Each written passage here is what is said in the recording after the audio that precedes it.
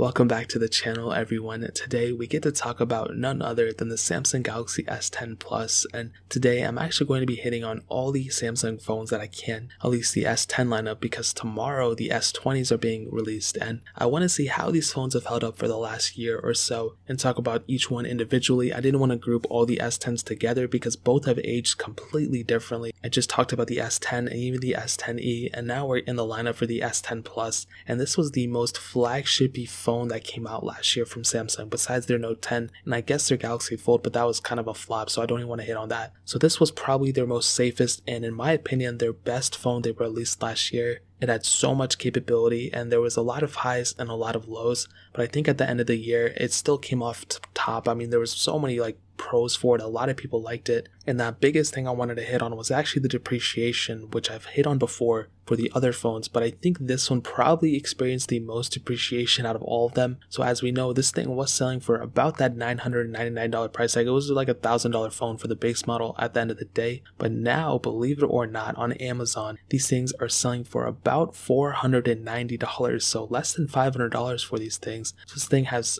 experience about a 50% depreciation, probably even more than that by the time you're watching this video, and that's before the next version is released.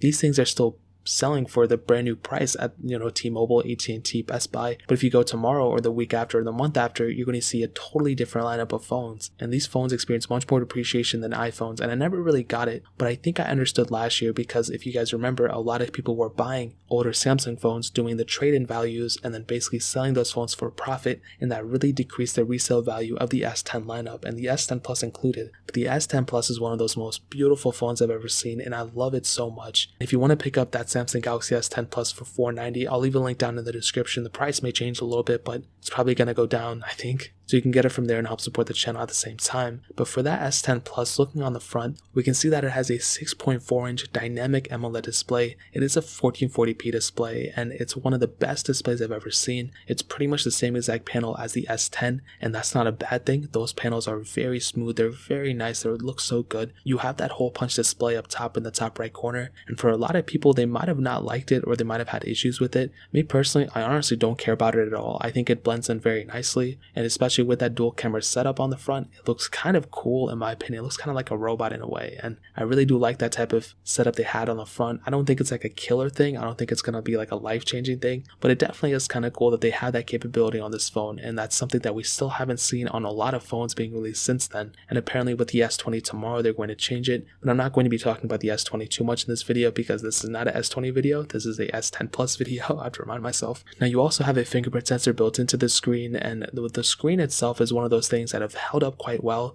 but if you're buying in the used market, you might see some burn-in on it even now, which kind of sucks. I hate seeing burn-in on displays, especially on a beautiful phone like this, but you don't really have much of a choice. So hopefully these OLED manufacturers, including Samsung for their screens, can figure this out. I would love to see less burn-in on the displays at the end of the day. But the design is held up very well. There's still very small bezels on this thing, so nobody really cares about it. You have USB Type-C on the bottom, as well as a headphone jack, which is killer. Having those type of features is just amazing, and having both USB Type-C and a headphone jack is just an amazing combination. That's something we still don't have on a lot of phones, including iPhones. We only have Lightning and nothing else, no headphone jack. So even though people are switching to more wireless headphones, Samsung Galaxy Buds, AirPods, those things, AirPods, those things like that, it's still good to have a physical thing if you want to use it. So, and on the back we have a glass back, beautiful glass back with reverse wireless charging, which is awesome, as well as a triple camera setup. And by having that triple camera setup, you're pretty much future-proofing yourself for many more versions of Android phones. You're really not going to run into too many problems in the future,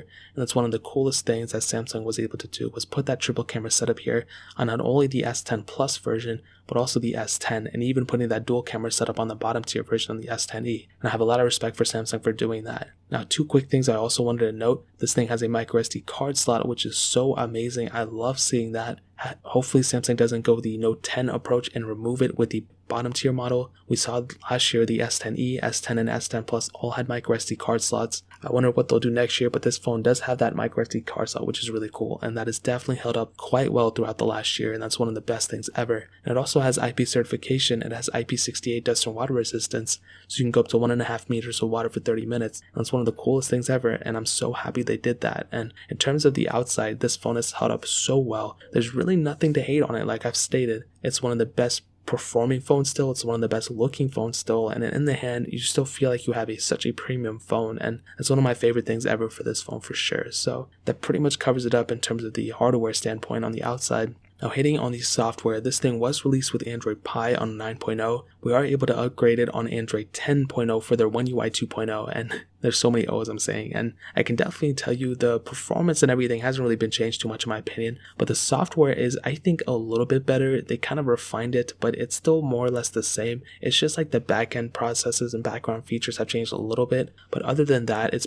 almost like the same software, but it has one increasingly important feature that I must state and you have to enable, and that is actually the gesture-based design. So you guys know on iPhones, if you just swipe up, you can get out the app, things like that. Well, Android 10 and One UI 2.0 enable that feature and allow you to do it on your phone, and you have to enable it not only because it's fluid and it's much more, modern, it's not like the older clicking the button type of thing, but it also disables that navbar button on the bottom, and it decreases the amount of burn-in that you might have on your display over time. You will not believe how many times I pick up a Samsung phone or even any Android phone with an OLED display that has so much burn-in, and it's almost always that navbar button on the bottom. Every time I pick up a used iPhone 10 or 10s or 11 Pro, whatever, those things have very little burn-in on them at all, if any. Like, they really don't have any burn-in, and I think that has a lot to do with the software. So I think Android is kind of moving into that realm as well, and enabling that feature would definitely future-proof yourself by having less burn-in on the display. So that's one of my favorite features of One UI 2.0. This phone is still getting another version of Android on top of this one as well, so it's going to get Android 11, and I guess we'll see what happens there. But in terms of the software, that pretty much covers it. Now hitting on the performance, this thing, like I said, was released with the Snapdragon 855 chipset, an octa-core CPU, and Adreno 640 GPU. There were two different models, actually three different models of the S10 Plus,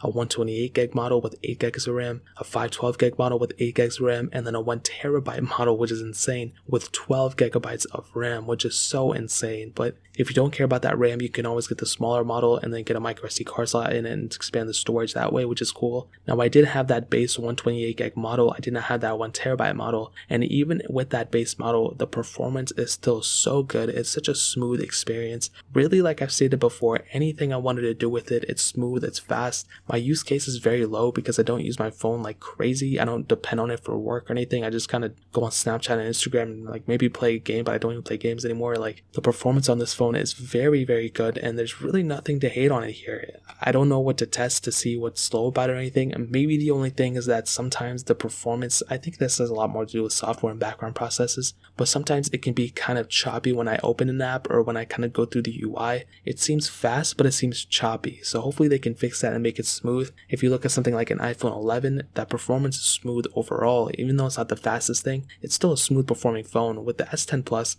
it's a little bit different. It's not a crazy thing, but that is something to kind of keep in mind. So in terms of performance, I hope that covered it. Moving on to the camera setup, dude, there's really nothing to hate on here. I mean, there's like, it's basically what you expect. You have two 12 megapixel sensors, the other 12 megapixel sensor is a telephoto lens, and then a 16 megapixel ultra wide sensor. And on the front, you have that dual camera setup, a 10 megapixel wide angle lens, and then another 8 megapixel wide angle lens. And you can do 4K at up to 30 frames on that front camera, which is really, really cool. And on that back camera, like I said, 4K at 60 frames, you can do 1080p at up to 240. And that camera is very good. The wide angle and telephoto lens both have OIS, which is really, really awesome. So you're going to be getting that really stable video, which is really, really cool. And dude, at the end of the day, the camera quality is great. And like I said, as long as you have like through 2 camera setups on your phone, you're set for the next couple years.